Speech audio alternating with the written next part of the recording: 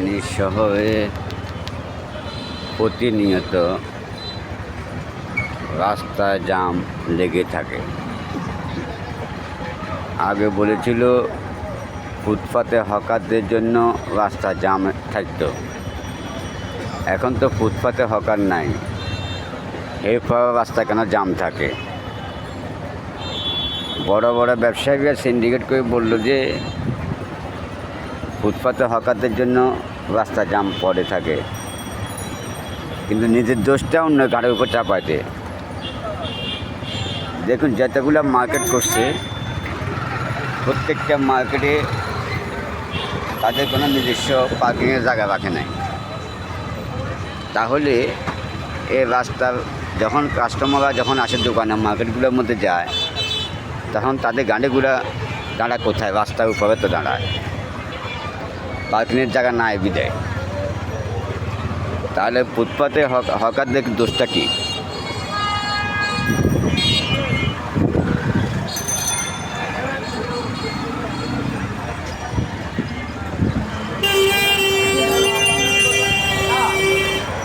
দেখুন, আগে বলছে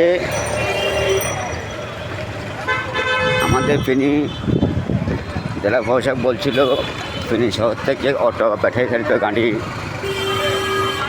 উঠে দিয়েছে, কিন্তু এখন পর্যন্ত যতগুলো দেখতেছি সব ব্যাটারি চালিত গাড়ি এখনও প্রচুর ফেনী শহরে।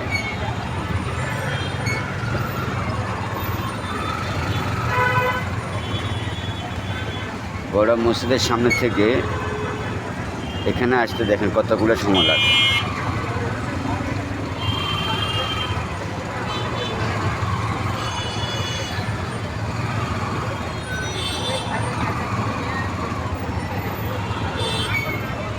সিএনজি ড্রাইভার, অটো ড্রাইভার যারা আছে তারা নিয়ম নীতি মানি চলে না।